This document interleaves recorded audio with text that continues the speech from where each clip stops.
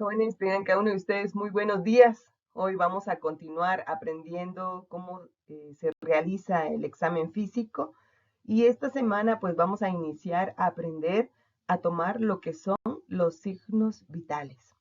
Cuando nosotros hablamos de signo vital, dice que el signo vital es aquel que nos indica que un ser vivo está vivo, valga la redundancia. Y los signos vitales van a ser 4: pulso, temperatura, respiración y presión arterial. Cuando nosotros hablamos de pulso, podemos decir que el pulso viene del latín pulsus, que significa la sensación de choque o levantamiento que se percibe con los dedos de la mano al comprimir moderadamente una arteria que se encuentra en un plano resistente. Cuando nosotros hablamos del pulso, entonces vamos a decir que este nos va a dar la idea de cómo está funcionando nuestro corazón, la circulación periférica y cómo se encuentran lo que son las paredes arteriales.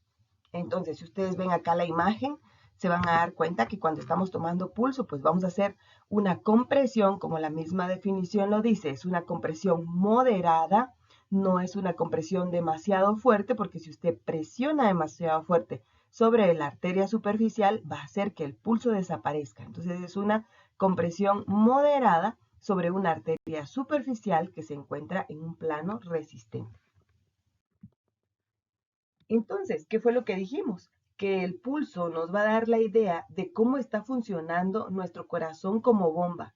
Por lo tanto, es importante que ustedes sepan que en distintas áreas de nuestro cuerpo las arterias pueden pasar de una forma superficial y es en esas regiones en donde nosotros podemos medir el pulso. Por ejemplo, el día de hoy pues vamos a ver varias regiones anatómicas como lo es la región nasal, temporal, carotidia. Vamos a ver también lo que es la región humeral, braquial, radial. También está lo que es la región cubital.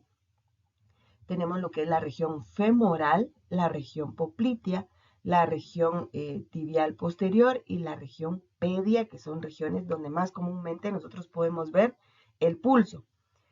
Aunque podamos medir el pulso femoral, que es un pulso bastante amplio o bastante fuerte, en la práctica no lo hacemos, pues porque no podemos destapar a nuestros compañeros ahí en el salón y ver el pulso acá, pero sí se puede medir en esta región. Ahora, algo muy importante que siempre me gusta decirles con esta imagen es de que cuando nosotros vemos el pulso en cualquiera de todas las regiones, lo que estamos viendo es cómo funciona nuestro corazoncito como bomba. Por lo tanto, el pulso en todas las regiones donde yo lo palpe va a tener las mismas características. ¿Qué quiere decir esto? Que no es lógico que, por ejemplo, yo en lo que es el pulso braquial encuentre eh, un pulso dicroto, por ejemplo, y en lo que es el pulso radial encuentre una arritmia respiratoria. Y cuando vaya a lo que es el pulso popliteo, por ejemplo, un pulso paradójico, ¿verdad? No va a ser así. ¿Por qué? Porque mi corazón está latiendo y está enviando la sangre de la misma forma a todos lados. Entonces insistimos que el pulso es la expansión rítmica de una arteria producida por el paso de la sangre bombeada por el corazón. ¿Para qué lo vamos a tomar? Para determinar cómo se encuentra el funcionamiento de nuestro corazón. Sin embargo, hay que tomar en cuenta que el pulso sufre modificaciones cuando el volumen de sangre que es bombeado por el corazón disminuye o cuando existe algún cambio en la elasticidad de las arterias. Por ejemplo, a una edad mayor, la elasticidad de las arterias es menor. Mientras más joven, mejor elasticidad y por tanto ahí se percibe más fuerte el pulso. Entonces ya lo que yo les decía en la diapositiva anterior, tenemos regiones donde las arterias pasan más superficiales y eso permite que podamos palpar los pulsos, como es la región temporal, la región carotidia, la región braquial. A este nivel encontramos lo que es la región humeral, la región radial, que es la que va a estar en relación con nuestro dedo pulgar, y la región cubital, que está en relación con nuestro dedo meñique, lo que es el pulso femoral, popliteo, tibial posterior y pedio. ¿Cuáles son entonces los principios para tomar el pulso? Algo muy importante que debemos saber es que el pulso normal varía de acuerdo a la edad. Mientras más pequeño el paciente, más pulsaciones Mientras más grande, menos pulsaciones, ¿verdad? Es por eso que, por ejemplo, si yo evalúo a un recién nacido, sus pulsaciones pueden estar alrededor de los 136, 140 latidos por minuto y eso ser normal. Y conforme uno va aumentando la talla y la edad, entonces las pulsaciones van disminuyendo. Y vamos a encontrar que una persona ya, por ejemplo, de 15, 16 años, ya tiene las pulsaciones de un adulto que van a estar alrededor de 60 a 80 por minuto y eso es lo normal. Ahora, ¿dónde yo puedo saber cuál es la pulsación normal de un pacientito pediátrico, ¿verdad? Para yo saber de acuerdo a su edad cuál es la cantidad de pulsaciones normales que debe tener. Eso generalmente se ve en un manual que se llama Manual de Heart Lane. Ahí se encuentra el, los valores de acuerdo a las edades en meses, en años, y eso pues nos facilita ver cuáles son los valores normales. También se ha observado que en el sexo también puede variar, de acuerdo al sexo o al género, puede variar lo que son los latidos cardíacos, ya que generalmente las mujeres manejamos 8 latidos cardíacos más que los varones. También la frecuencia cardíaca va a variar dependiendo si estamos en un estado normal o en un estado patológico. Por ejemplo, si una persona está con fiebre, sus latidos cardíacos también se van a elevar y se menciona que por cada grado centígrado de la temperatura que se eleve, se elevan 10 latidos cardíacos. ¿Eso qué quiere decir? Que si mi temperatura basal es de 36.7, cuando mi temperatura se eleva a 1 grado, o sea, yo tengo 37.7, mis latidos van a aumentar. Si normalmente mis latidos son 66 por minuto, subirían a 76 por minuto. Pero si en lugar de subir yo 1 grado, tengo 2 grados por arriba de mi temperatura basal, voy a tener 20 latidos por arriba de mi frecuencia cardíaca normal. Y también es importante saber que el pulso va a modificarse de acuerdo a la actividad que nosotros estemos realizando. Si yo estoy totalmente en reposo, mi frecuencia cardíaca desciende. Pero si yo estoy en movimiento, estoy haciendo ejercicio, estoy haciendo oficios de la casa, etc., la actividad que yo realizo hace que mi frecuencia cardíaca se eleve. También los estados emotivos pueden modificar la circulación sanguínea cuando una persona, por ejemplo, está muy feliz, ve al amor de su vida, o cuando una persona, por ejemplo, se enoja demasiado, eso puede hacer también modificar su circulación sanguínea y esto influir en lo que es su frecuencia del pulso.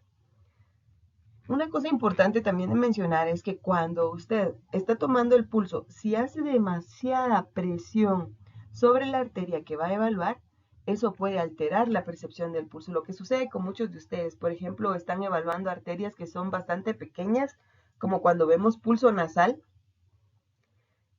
y hacen demasiada presión para poder sentirlo. Entonces, si ustedes hacen demasiada presión sobre la arteria, lo que van a hacer es que el pulso desaparezca, ¿verdad? Entonces es importante mencionar que la presión que debemos ejercer es una presión moderada.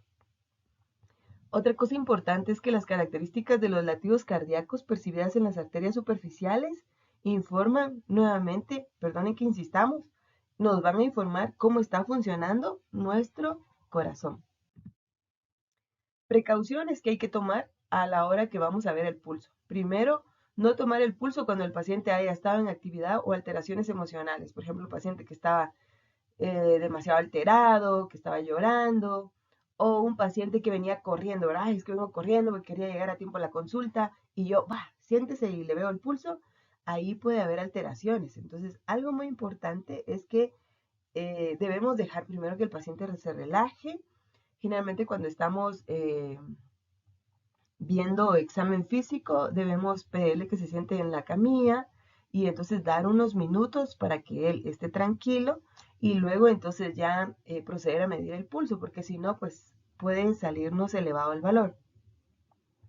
Otra cosa muy importante es que los dedos que nosotros vamos a utilizar para medir las pulsaciones pueden ser el dedo índice, el medio y el anular.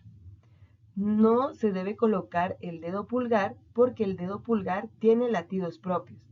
Yo siempre les cuento la anécdota de un estudiante de medicina que iba en un bus ven cuando un carro atropella a un joven y entonces él se baja del bus y dice, bueno, yo estudio medicina, ya aprendí acerca de pulso, así que me bajo y veo pulso carotidio, que es el área donde más comúnmente o más práctico para ver las pulsaciones. Se baja y coloca el dedo pulgar sobre el pulso carotidio y dice, aún está vivo. Y cuando empiezan a ver y llegan a hacer reanimación, se dan cuenta que el paciente o la persona ya había fallecido. ¿Qué fue lo que sucedió aquí? El estudiante había colocado su dedo pulgar y lo que él estaba percibiendo eran sus latidos propios, no los de la persona que estaba evaluando.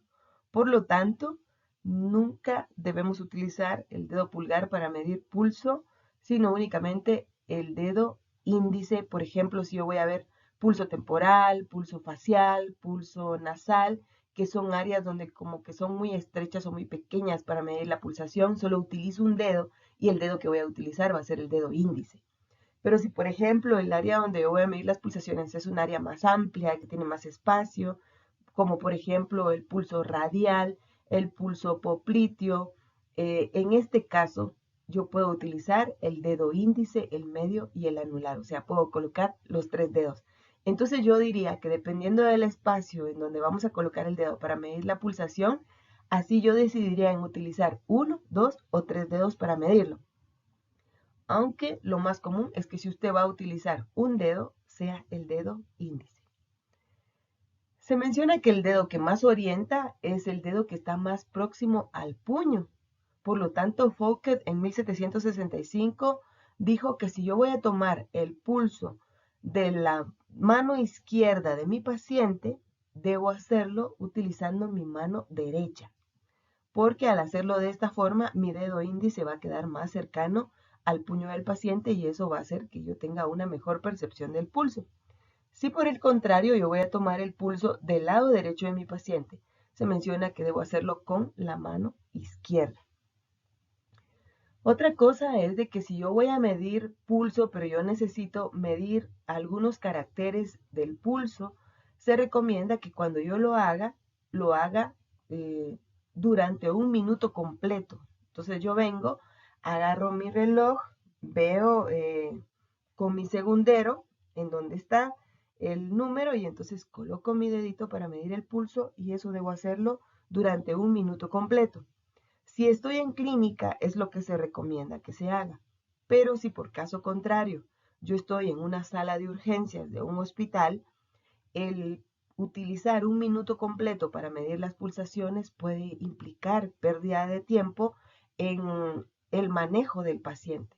Por lo tanto, únicamente si yo me encuentro en una emergencia de un hospital, se recomienda que yo cuente cuántas pulsaciones tiene mi paciente durante 15 segundos y luego lo multiplique por 4. Y de esta forma yo voy a tener el valor de cuántas pulsaciones tiene mi paciente en un minuto.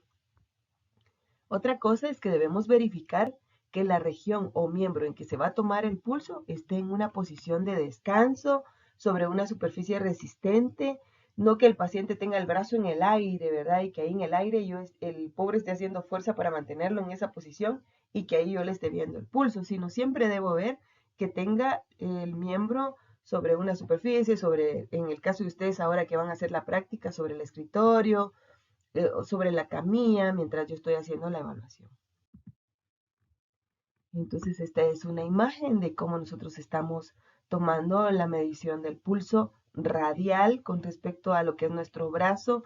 Podemos tomar el pulso radial y el pulso cubital. Un tip que no se les debe olvidar es de que el pulso radial siempre va a estar en relación con nuestro dedo pulgar y el pulso cubital siempre va a estar en relación con nuestro dedo meñique, ¿verdad?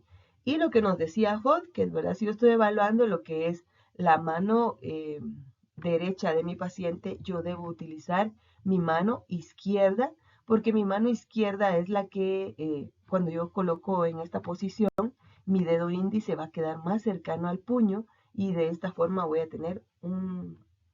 a medir de una mejor forma lo que es el pulso. De acuerdo a la semiología, lo que yo les mencionaba, debemos utilizar los dedos índice, medio o anular. Si estos cupieran, si no, solo el índice y el medio, y si no caben esos dos, solo el índice, como por ejemplo en el pulso nasal. No ejercer una presión excesiva a la hora de medir el pulso y se deben contar las pulsaciones en el lapso de 1 minuto. Entonces, empecemos viendo dónde están los pulsos. Veamos lo que es el pulso carotidio. El pulso carotidio se toma a lo largo del borde anterior del esternocleidomastoideo y la laringe. Entonces vamos a decir que el pulso carotidio va a estar localizado en el espacio que está comprendido entre el borde anterior del músculo esternocleidomastoideo y la laringe. Por lo tanto, esta primera imagen que estamos viendo acá es una forma errónea de medir el pulso, colocar los dedos sobre la línea media del cuello, precisamente sobre lo que es el área de la laringe, ¿verdad? Eso es una forma incorrecta. Recuérdense que el músculo esternocleidomastoideo es un músculo que tiene forma cuadrilátera y que tiene una distribución oblicua en nuestro cuello. Entonces, tiene un borde anterior y un borde posterior. Vamos a localizar los dedos por encima del borde anterior entre el esternocleidomastoideo y la laringe. Esta es otra imagen donde lo podemos ver mucho mejor. Acá tenemos lo que es el músculo esternocleidomastoideo y acá está la laringe. Entonces, justo por delante del borde anterior del músculo, vamos a colocar nuestros deditos para medir lo que es el pulso carotidio. Este es el pulso nasal. ¿Dónde vamos a palpar nosotros el pulso nasal? Lo vamos a palpar en lo que es el ángulo interno del ojo. Vean, acá está nuestro ojo y está lo que es el ángulo externo, que son las uniones del párpado superior con el inferior. Tenemos un ángulo externo y un ángulo interno. Si ustedes ahorita escuchando la clase quieren hacer el ejercicio, coloquen primero, cierren sus ojitos y luego coloquen su dedo índice sobre lo que es el ángulo interno del ojo y van a sentir que allí hasta hay una pequeña fosa o depresión. Es ahí donde ustedes deben colocar el dedito para medir lo que es el pulso nasal. Ojo, algo muy importante cuando ustedes van a medir este pulso, deben pedirle a su paciente que cierre los ojos, porque si el paciente tiene los ojos abiertos, nosotros generalmente estamos haciendo movimientos de parpadeo en nuestro ojo. Generalmente hacemos 30 movimientos de parpadeo en 1 minuto. Entonces puede ser que si el paciente tiene el ojo abierto, usted lo que cuente sean los movimientos de parpadeo y no las pulsaciones. Por lo tanto, el paciente debe tener cerrado su ojito. Esta imagen yo se las puse para que ustedes tuvieran referencia de a qué niveles que ustedes van a palpar lo que es el pulso nasal. Sin embargo, si ustedes se dan cuenta, acá tiene el dedo índice y del otro lado tiene el dedo pulgar. Y no es así como se realiza si usted está haciendo lo que es la medición del pulso. Si usted lo está haciendo, no es el mismo paciente quien va a colocar su dedito, sino que su paciente debe estar con el ojo cerrado y el médico con mucho cuidado colocar su dedo índice sobre lo que es el ángulo interno del ojo. Luego tenemos lo que es el pulso temporal. El pulso temporal se va a localizar por delante del trago. El trago es esta estructura que estamos observando acá del pabellón auricular. Y entonces, si ustedes quieren hacer el ejercicio en casa, justo por delante del trago hay una pequeña depresión y es ahí donde nosotros vamos a colocar nuestro dedito, que es más o menos a este nivel, y es ahí donde vamos a sentir lo que es el pulso temporal. Importante no realizar movimientos de masticación o movimientos del maxilar inferior porque pueden influir en lo que es la medición del pulso temporal. También el paciente no debe estar hablando durante su medición, porque por ejemplo ahorita yo estoy haciendo el ejercicio, estoy tocando mi pulso temporal y estoy dándoles la explicación y siento pues que estoy viendo más movimientos de maxilar inferior que las pulsaciones. Por lo tanto, debe estar en silencio, tranquilo, en lo que nosotros estamos viendo lo que es el pulso temporal. Sin embargo, también hay otra región en donde yo puedo ver el pulso temporal y es en el área de la sien, a este nivel, en lo que es la región frontal o la región temporofrontal, ¿verdad? Entre el temporal y el frontal puedo colocar también mis deditos y ahí percibir lo que es el pulso temporal. El siguiente pulso a medir es el pulso facial. El pulso facial lo vamos a localizar en el borde inferior del maxilar inferior, justo como ustedes están viendo en esta imagen en donde está colocado el dedito del examinador. ¿Qué es lo que vamos a tomar como referencia? Vamos a ver en la parte media de la mejilla, o sea, yo vengo acá, voy a poner aquí el señalizador, en la parte media de la mejilla me dirijo hacia abajo y veo en donde está el maxilar inferior, me coloco en el borde inferior del maxilar inferior, como lo vemos acá en la imagen, y es a ese nivel en donde yo voy a encontrar lo que es el pulso facial. Esta imagen les ejemplifica cuál es la forma incorrecta de medir el pulso, ¿verdad? Y es colocando el dedo pulgar. Recuérdense que no debemos utilizar el dedo pulgar porque este tiene latidos propios. Entonces, esta es una forma incorrecta de cómo medir el pulso. Ahora tenemos lo que es el pulso radial. El pulso radial se toma a lo largo del antebrazo por encima de lo que es la articulación de la muñeca, en un canal formado por el músculo palmar mayor y el supinador largo. O sea que estos dos músculos, tanto el palmar mayor como el supinador largo, van a formar acá un pequeño canal. Si ustedes quieren hacer la prueba allá en su casa, tocándose el canalito, y van a sentir que dentro de este canal, que recibe el nombre de canal del pulso, es donde ustedes van a percibir lo que es el pulso radial. Una característica acá es que la arteria aquí es más superficial y está en relación con el radio, por lo que se puede comprimir de una forma muy fácil en el antebrazo. Algo muy importante es que el paciente debe estar con su mano sobre una superficie resistente a la hora que nosotros hacemos la medición. Luego tenemos lo que es el pulso braquial. Con respecto a lo que es el pulso braquial, este se toma en el pliegue del codo, como lo estamos viendo acá en la imagen, en el pliegue del codo, por dentro del tendón del bíceps. Ustedes lo logran ver aquí en la imagen, vemos el tendón del bíceps, entonces vamos a palparlo en la parte interna del tendón, no en la externa. Vean acá, se puede ver muy bien dónde está lo que es la región interna. Entonces, se toma por dentro del tendón del bíceps. Otra imagen para que ustedes vean la toma del pulso braquial. Si observan, pues está por dentro del tendón del bíceps que se está haciendo la medición. Luego tenemos lo que es el pulso humeral.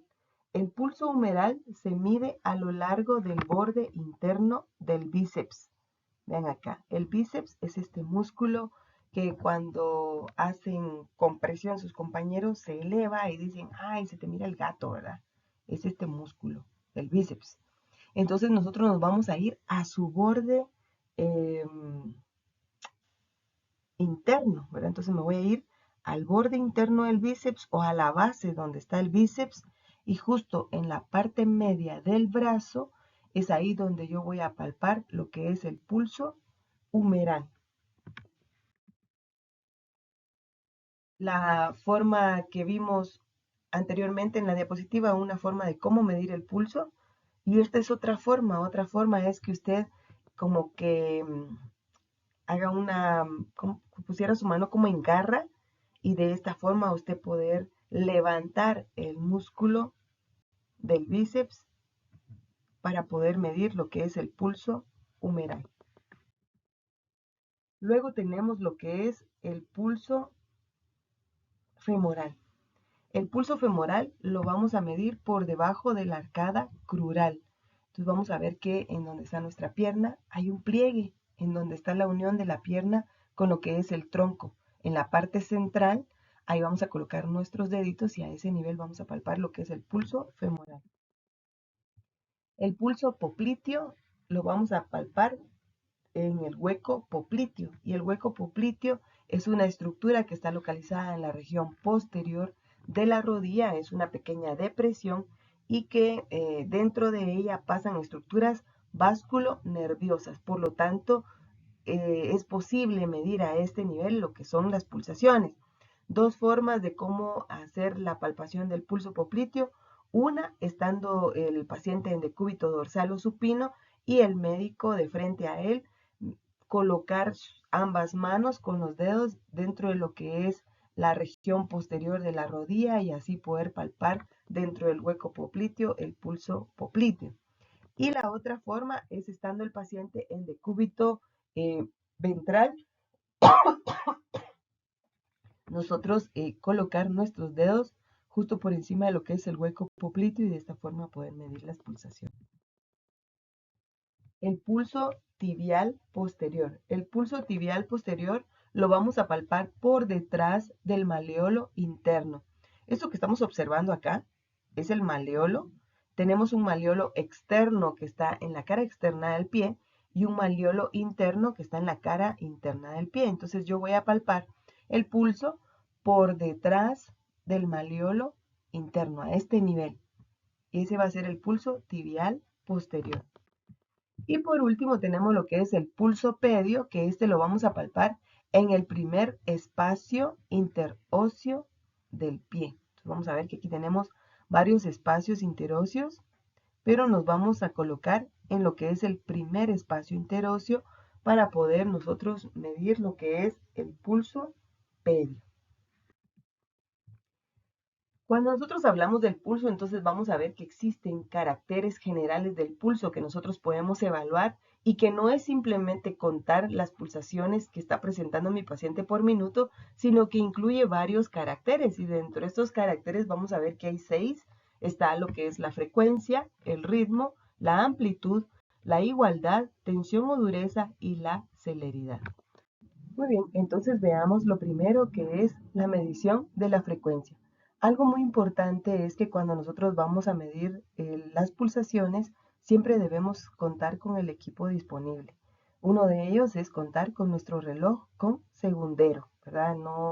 No es aceptable que nosotros estemos utilizando el teléfono celular para medir la frecuencia del pulso, sino debemos tener siempre nuestro reloj con segundero. Esto hace que la medición sea más rápida y más práctica. Si usted está en una sala de urgencias y va a programar todavía su celular para que actúe con el cronómetro, esto le puede robar más segundos a que si solo levanta su reloj y empieza a hacer el conteo, ¿verdad? Entonces, primero contar con el equipo necesario. Luego, saber que la frecuencia del pulso se estima contando lo que es el número de pulsaciones que el paciente tiene en un minuto.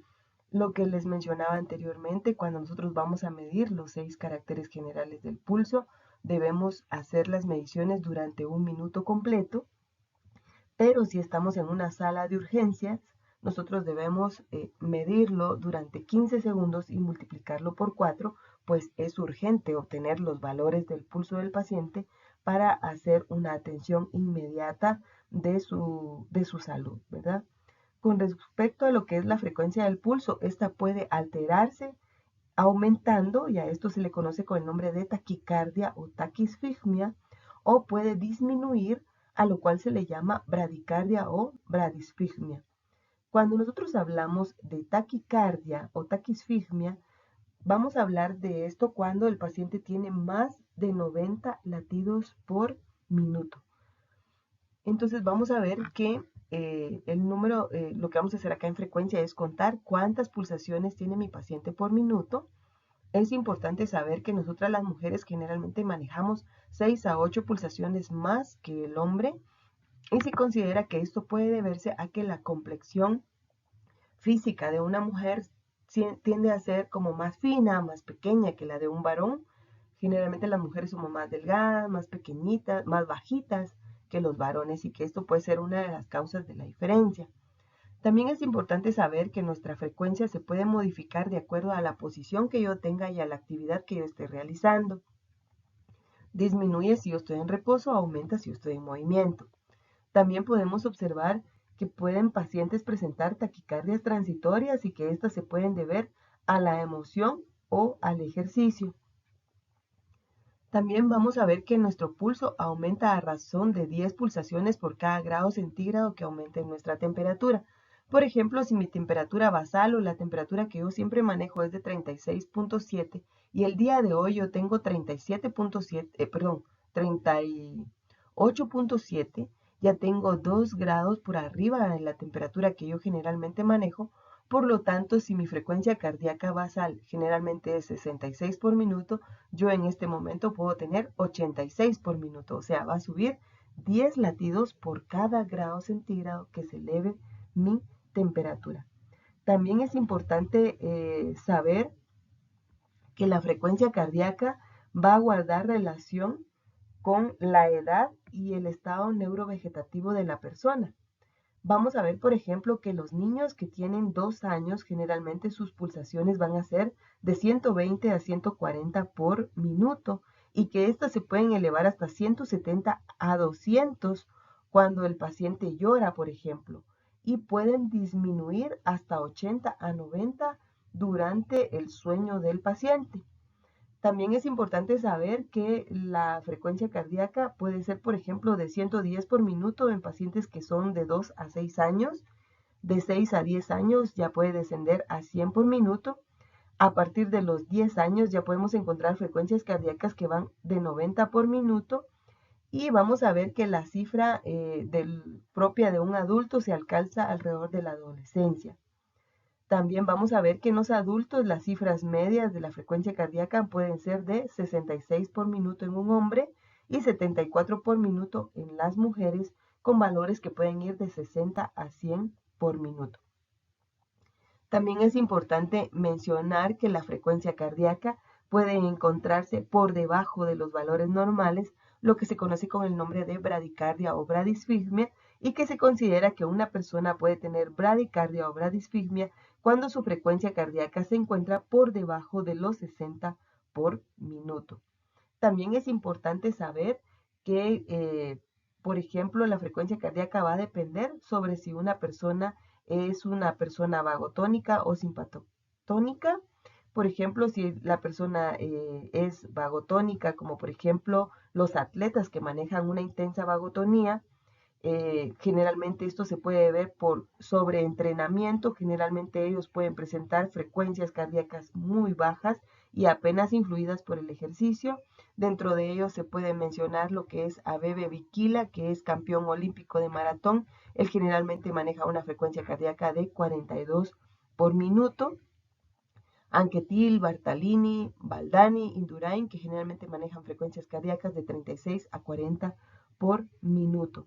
También es importante saber que las personas que utilizan beta bloqueadores como propanolol, metoprolol, que son medicamentos que se utilizan para el control de la presión arterial, generalmente pueden manejar frecuencias cardíacas por debajo del intervalo normal, que se considera como una bradicardia o bradisfigmia. Entonces, cuando el número de pulsaciones por minuto en un adulto en reposo es superior a 100 por minuto, hablamos que él tiene taquicardia, y si es inferior de 60 por minuto, hablamos que tiene bradicardia. Acá estamos viendo una imagen de pulso normal en donde vemos que las características de las ondas pulsátiles en el pulso normal tienen que todas las ondas tienen la misma amplitud o la misma magnitud de levantamiento. Si ustedes se dan cuenta, las ondas son iguales y además de eso, la frecuencia o la separación entre cada una de las ondas es la misma. Entonces, cuando vemos un latido con estas características, decimos que es un pulso normal. No me he dado cuenta que no tenía puesto el puntero. Bueno, entonces vemos que la amplitud acá va a ser la misma porque todos tienen la misma magnitud de levantamiento de la onda y el mismo tiempo o espacio que separa cada una de las ondas. Entonces decimos que es una frecuencia o un pulso normal. Aquí tenemos una imagen de un pulso en taquicardia y de un pulso en bradicardia. Si nos damos cuenta en lo que es la taquicardia, todas las ondas pulsátiles tienen la misma magnitud o la misma amplitud, la misma magnitud de levantamiento de la onda. Y vamos a ver también que la única diferencia entre lo que es taquicardia y bradicardia es el tiempo o el espacio que separa cada una de las ondas. Si ustedes se dan cuenta acá, el espacio es menor, ¿sí?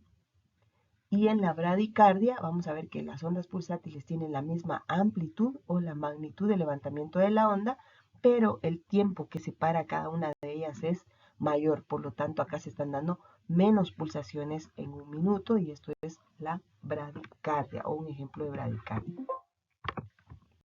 También es importante mencionar que algunas personas pueden cursar con taquicardia transitoria. Generalmente las personas que padecen este tipo de taquicardia poseen una vida normal, ya que no es una enfermedad grave, aunque puede acortar la vida del corazón debido a su mayor trabajo.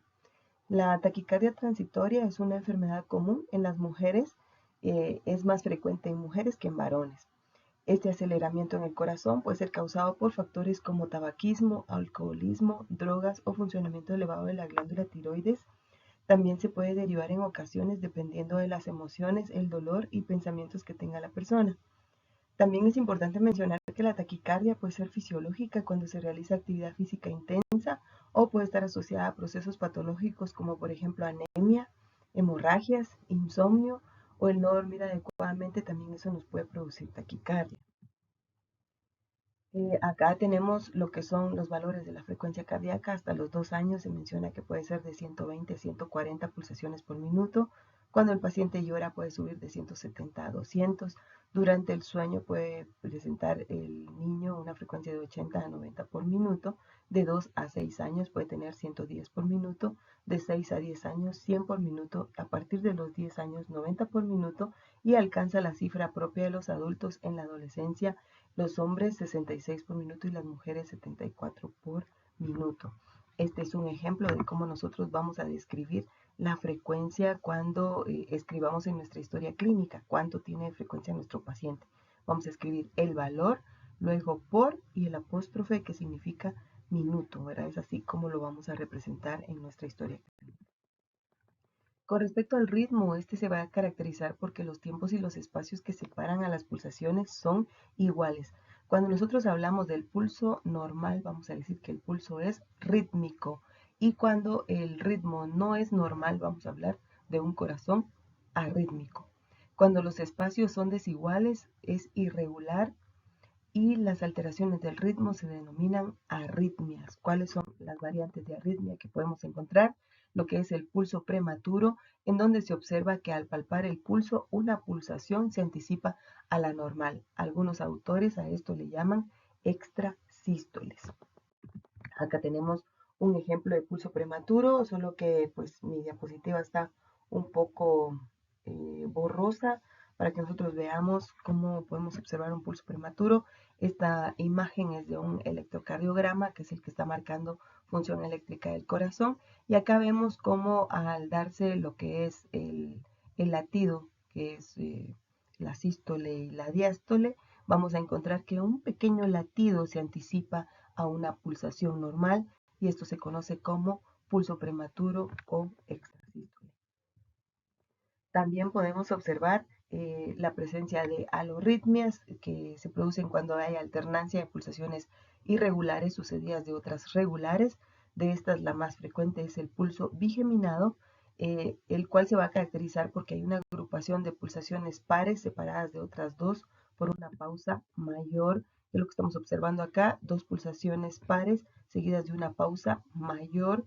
Esto se va a conocer con el nombre de pulso bigeminado, donde podemos encontrar el pulso bigeminado en intoxicaciones por digital, en bloqueos auriculoventriculares o cuando hay presencia de una miocardiopatía. También podemos encontrar lo que es la arritmia respiratoria, que se caracteriza por una alteración del ritmo y esto está relacionado con la respiración. Se presenta en personas normales, se ha observado que un 60 a 65% se puede presentar en adolescentes, sobre todo durante... Acá tenemos la imagen de la arritmia respiratoria. Cuando nosotros respiramos, esto va a incluir dos movimientos, inspiración y expiración. Cuando existe una arritmia respiratoria, vamos a observar que durante la inspiración el corazón se taquicardiza. Entonces, eso es lo que caracteriza a la arritmia respiratoria. Si ustedes ven acá, durante la expiración, el latido viene normal, pero cuando el paciente inspira, ocurre una taquicardia y eso es lo que va a caracterizar a la arritmia respiratoria. Si observamos acá, vamos a ver que la amplitud de todas las ondas pulsátiles es la misma, lo único que cambia es la frecuencia. Otro ejemplo que tenemos es la arritmia completa y esto puede ocurrir en la fibrilación auricular. Si ustedes se dan cuenta, acá hay una alteración total tanto del ritmo como de la frecuencia y la amplitud. Si observan, la amplitud de las ondas es distinta. Tenemos amplitud de ondas de mediana amplitud, de pequeña amplitud, de la gran amplitud, y pues ninguna va a ser igual, todas van a ser distintas, pero aparte de eso vamos a observar que los espacios que separan a cada una de las frecuencias son también distintos, ¿ven? Tampoco hay ritmo. Acá es menor el espacio, acá es menor el espacio, acá es mediano, aquí es menor, aquí es mucho mayor, y cada una de las ondas tienen distinta amplitud. Entonces estamos hablando de una arritmia completa que ocurre en la fibrilación auricular, generalmente pacientes que o van a tener un paro cardíaco o que están volviendo de un paro cardíaco. En ellos podemos encontrar arritmia completa. Eso quiere decir que cuando ustedes estén evaluando a sus compañeritos en clase, pues no van a encontrar arritmias completas, porque nadie va a estar en estas condiciones. Se menciona que una frecuencia irregular e impredecible que no siga un patrón puede ser indicativa de una cardiopatía o de una alteración del sistema de conducción, como por ejemplo una fibrilación auricular. La irregularidad entre el contorno y la amplitud entre las extremidades izquierdas y derechas indica una alteración de la circulación. Si la pulsación femoral está ausente o reducida, se debe sospechar una obstrucción proximal que se puede deber a coartación de la aorta, una arteriopatía periférica, aterosclerótica o una vasculitis. Con respecto a la amplitud, se menciona que es el cambio de volumen de la arteria al paso de la onda pulsátil y la magnitud del levantamiento del dedo que lo palpa. Guarda relación con el volumen del vaso y la presión que tenga el pulso.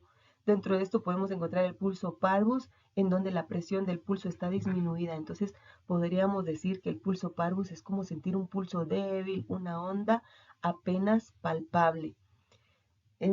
¿Dónde vamos a encontrar pulso parvus? Lo podemos encontrar en estenosis aórtica, estenosis mitral, hipertensión arterial o cuando hay escalofríos febriles. Es ahí donde podemos encontrar pulso parvus. Si ustedes se dan cuenta acá, la magnitud o la amplitud de las ondas es la misma, sin embargo, está disminuida en todos, ¿verdad? Entonces estamos hablando de pulso parvus. El pulso saltón, que se conoce como pulso hipercinético o intenso, se puede palpar fácilmente. Este no se oblitera, no se desvanece aunque usted haga mucha presión. Se registra con una amplitud +3. Este lo podemos encontrar durante el ejercicio, la fiebre, ansiedad, personas con hipertiroidismo o aterosclerosis aórtica. Es muy característico también de lo que es la insuficiencia aórtica y se va a caracterizar porque la amplitud de la onda pulsátil es bien alta, o sea, es un pulso que vamos a sentir muy fuerte o pulso salto. El pulso alternante, este se caracteriza por la alternancia de latidos de grande y pequeña amplitud. Algo muy importante es que vean, tenemos pulsos de grande y de pequeña amplitud y siempre va a ir de esta forma, o sea, siempre sigue el mismo patrón. Un pulso de gran amplitud, uno de pequeña amplitud. Algo muy importante es que el ritmo siempre es el mismo, o sea, el espacio que separa cada una de las ondas siempre es el mismo. Entonces, cuando vemos esta característica, hablamos de un pulso alternante. Este es propio de la claudicación ventricular izquierda. El pulso filiforme, al igual que el pulso parvus, es un pulso débil o de muy poca amplitud. Sin embargo, a diferencia del pulso parvus, que es un pulso cuya frecuencia se encuentra dentro de intervalos normales, cuando hablamos de un pulso filiforme, vamos a ver que este se caracteriza porque va a ser un pulso rápido o podemos decir que es un pulso que se va a encontrar en taquicardia, pero débil. Cuando encontramos estas características, entonces decimos mi paciente tiene un pulso filiforme. ¿Y hacia qué nos orienta el encontrar un pulso filiforme?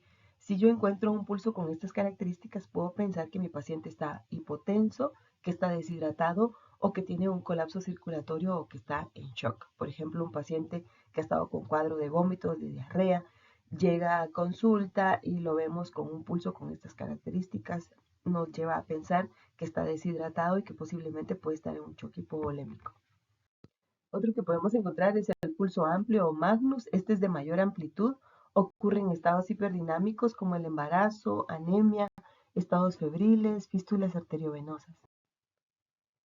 Otro que podemos encontrar es el pulso paradójico. Cuando el pulso disminuye en amplitud durante la inspiración normal, a esto se le conoce con el nombre de pulso paradójico. Al igual que en la arritmia respiratoria, nosotros vamos a ver que este pulso va a tener variantes con el proceso respiratorio. Hablemos de inspiración-expiración. Observamos, por ejemplo, que durante la expiración la amplitud de la onda pulsátil es normal, pero cuando el paciente inspira, la amplitud disminuye. Entonces vemos que durante la inspiración hay una disminución en la amplitud del pulso. A esto se le conoce con el nombre de pulso paradójico. Recuérdense que la diferencia entre arritmia respiratoria sería que en la arritmia respiratoria, durante la inspiración, la frecuencia del pulso se incrementa o el corazón se taquicardiza. En cambio, en el pulso paradójico, la amplitud disminuye. ¿En qué patologías puede haber pulso paradójico? Cuando el paciente tiene una pericarditis exudativa o constrictiva grave o con taponamiento, cuando hay mediastinitis hiperplásica callosa o cuando hay tumores del mediastino. Con respecto a la amplitud, nosotros la vamos a medir en base a una escala.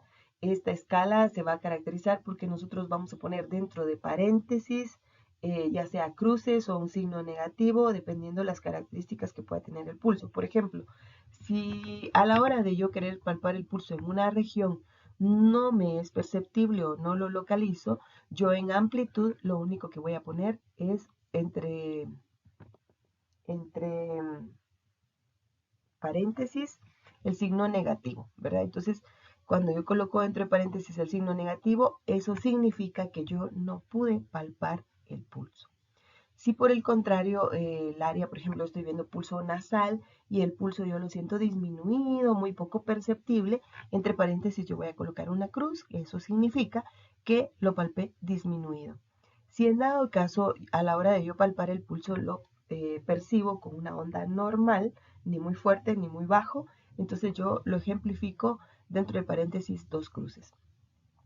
Si por el contrario yo siento el pulso fuerte, voy a colocar tres cruces, eso significa que lo estoy percibiendo aumentado, y si lo siento muy intenso, voy a colocar cuatro cruces. Con respecto a lo que es la igualdad se establece por la comparación entre sí de la amplitud de las sucesivas ondas pulsátiles, o sea, voy a comparar que todas las ondas tengan la misma amplitud o la misma magnitud de levantamiento. ¿Cuándo puede existir o ejemplos en donde el pulso no tiene igualdad? Por ejemplo, el pulso alternante, en donde vamos a ver que todas las ondas son de diferente amplitud. El pulso paradójico, en donde la amplitud del pulso disminuye durante la inspiración y se nota. Luego tenemos lo que es la tensión o dureza. Esta depende de la suma de la resistencia que ofrecen las paredes de la arteria y la sangre dentro del vaso y se interpreta por la presión o fuerza que hay que emplear para hacer desaparecer la onda pulsátil. Esto lo vamos a medir en el pulso radial y vamos a utilizar el dedo índice, el medio y el anular. Con respecto a lo que es el dedo índice, este va a estar localizado haciendo una presión moderada a fin de percibir lo que es el pulso. El dedo medio va a tener la función de ir haciendo presión que va a ir desde muy leve hasta muy intensa, y lo que es el dedo anular, este va a estar haciendo una presión intensa a manera de evitar circulación retrógrada a través de lo que es el arco palmar. Bueno, entonces tenemos al dedo anular haciendo presión intensa para, para evitar que haya circulación retrógrada. Luego vamos a tener el dedo índice que va a estar haciendo presión, que va a ir de moderada hasta muy intensa, y el dedo medio va a ser el que va a estar determinando las características o los cambios que se puedan dar. Entonces él va a percibir en qué momento la onda pulsátil desaparece, y esto es para evaluar si existe resistencia de la pared arterial y cuál es la magnitud de la fuerza de la onda pulsátil, que nos evalúa lo que es la tensión sistólica. Y entonces vamos a ver que la dureza del pulso depende fundamentalmente de la consistencia de la pared arterial y de la magnitud de la tensión sistólica.